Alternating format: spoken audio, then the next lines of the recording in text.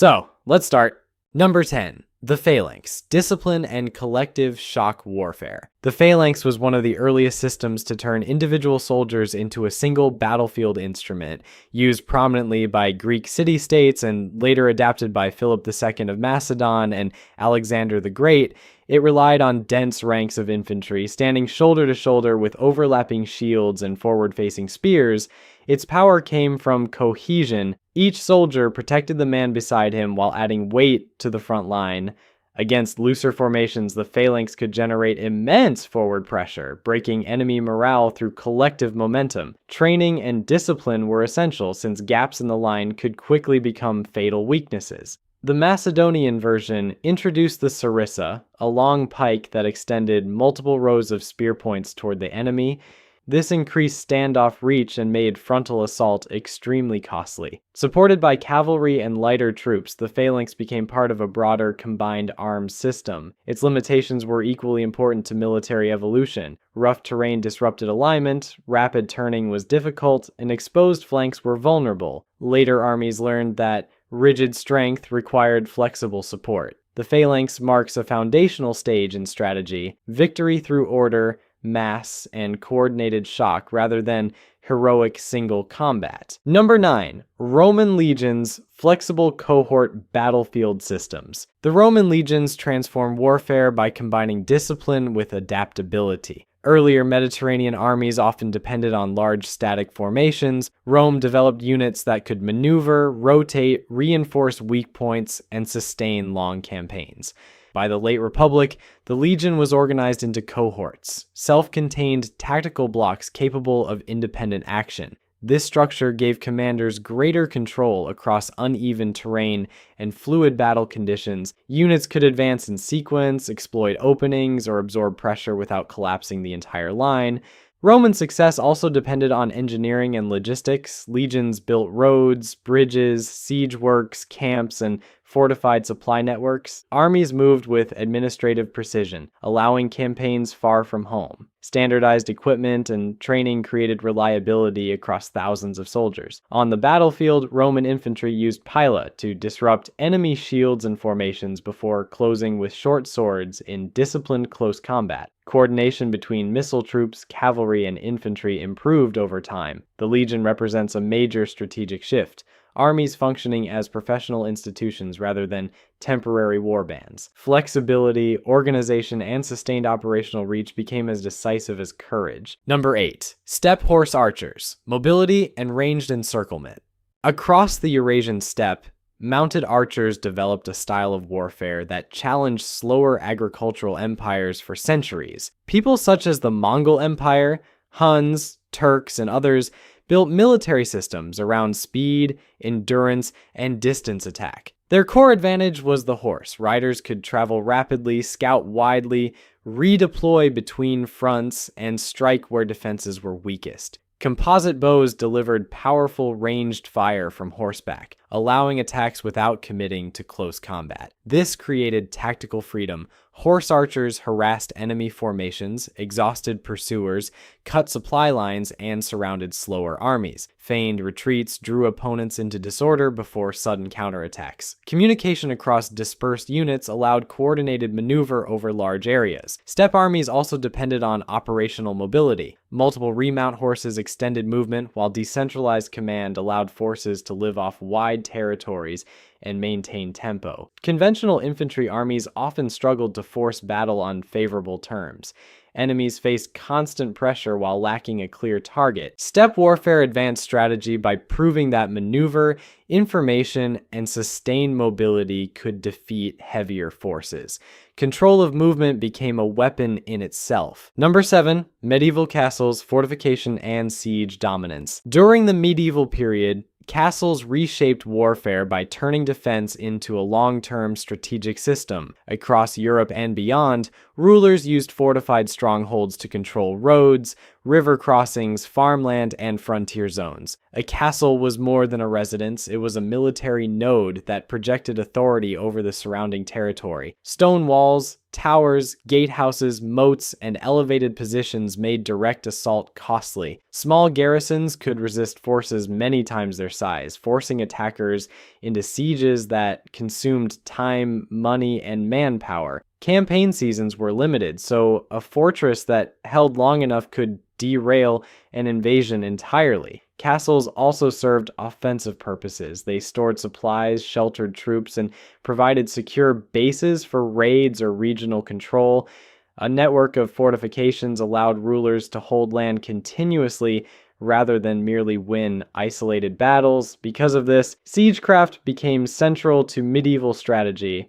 Commanders relied on mining, trebuchets, blockade, starvation, and negotiated surrender. Armies often spent more time reducing castles than fighting open battles. The castle era shows that controlling space can matter more than winning one battlefield encounter. Fortification made endurance, logistics, and territorial permanence decisive elements of war. Number 6. Gunpowder armies, firearms replacing shock cavalry. The spread of gunpowder weapons transformed the military balance from the late medieval into the early modern era. Cannons first challenged city walls and castles, while handheld firearms gradually changed infantry combat. Armies that once depended on armored knights and cavalry shock charges faced a new battlefield reality. Early arquebuses and muskets were slow to reload, but they required less lifelong training than elite archery or mounted warfare. States could arm larger infantry forces and standardize battlefield methods.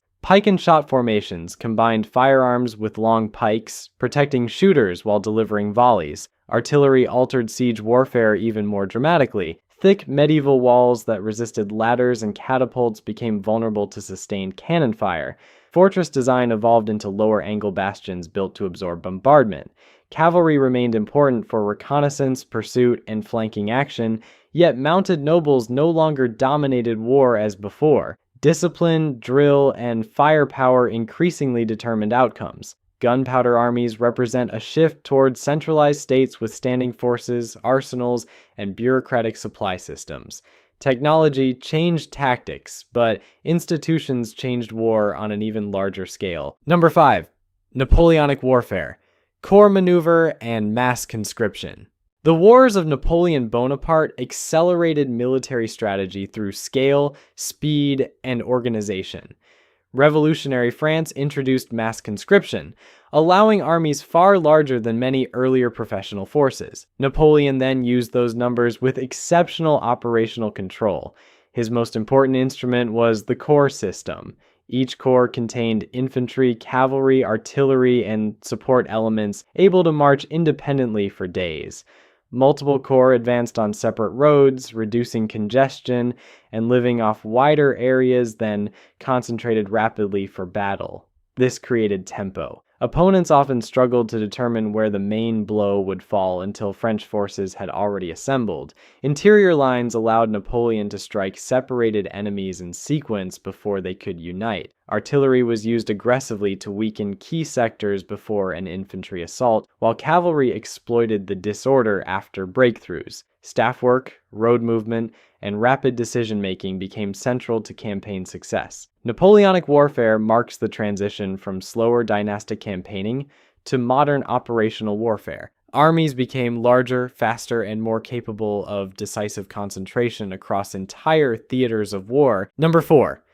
Industrial warfare, rail logistics, and mechanized firepower. The industrial age transformed war by linking mass production to battlefield operations. During the 19th and early 20th centuries, states gained the ability to equip larger armies with standardized rifles, artillery, ammunition, uniforms, and transport systems. Victory increasingly depended on industrial capacity as much as battlefield skill.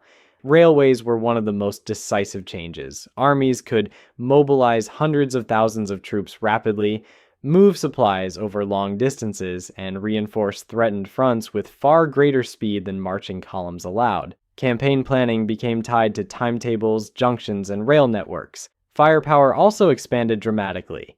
Rifled artillery, machine guns, rapid-firing weapons, and improved explosives made frontal assaults far more costly.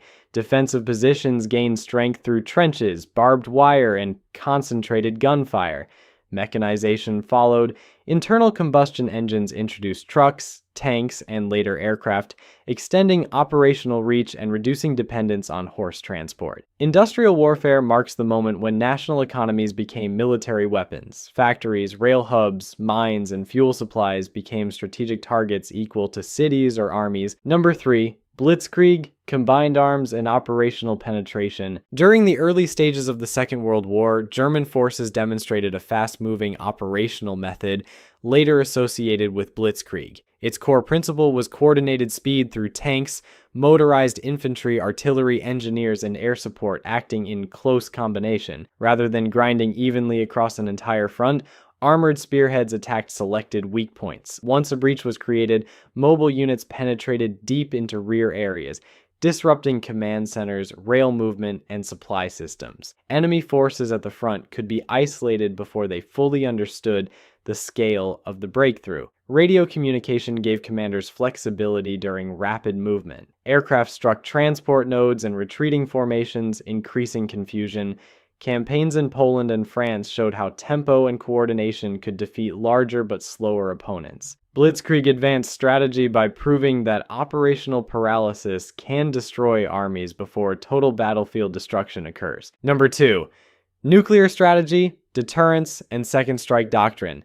The arrival of nuclear weapons after Second World War changed military strategy more radically than any previous technology. Great powers now faced weapons capable of destroying cities, command systems, and entire societies within hours. Because full-scale war carried catastrophic consequences, strategy shifted toward deterrence. The objective became preventing attack by convincing opponents that aggression would trigger unacceptable retaliation. This required a credible second strike capability, enough surviving forces to respond, even after absorbing a first strike. Submarines, hardened missile silos, mobile launchers, and dispersed bomber fleets all served this purpose. Planning focused on survivability, warning systems, escalation control, and crisis signaling. Military strength now included restraint, communication, and stability under pressure. Nuclear strategy turned war planning into the management of fear, risk, and credibility on a global scale. Number 1. Information warfare, networks, precision, and real-time command. Modern military power increasingly depends on information superiority. Satellites, drones, sensors, cyber systems, encrypted communications, and precision-guided weapons allow commanders to detect targets, share data, and strike rapidly across large distances. Battlefields have become connected networks. Units receive live updates, coordinate across land, sea, air, space, and cyber domains, and adjust operations in minutes rather than days. Decision speed can determine outcomes before traditional attrition takes effect. Precision weapons reduce the need for mass bombardment by targeting bridges, radars, depots, headquarters, and air defenses directly. Cyber operations can disrupt communications, infrastructure, and command systems without conventional battle. At the same time, information itself is contested. Electronic warfare, deception, jamming, and disinformation aim to blind opponents or distort decisions. Military strategy has evolved from controlling terrain alone to controlling data, timing, and perception. In the modern era, the fastest understanding often creates the fastest victory. Thank you for watching and sticking till the end. We've got plenty more videos coming in the future. Hit that subscribe button so you don't miss them. See you in the next one.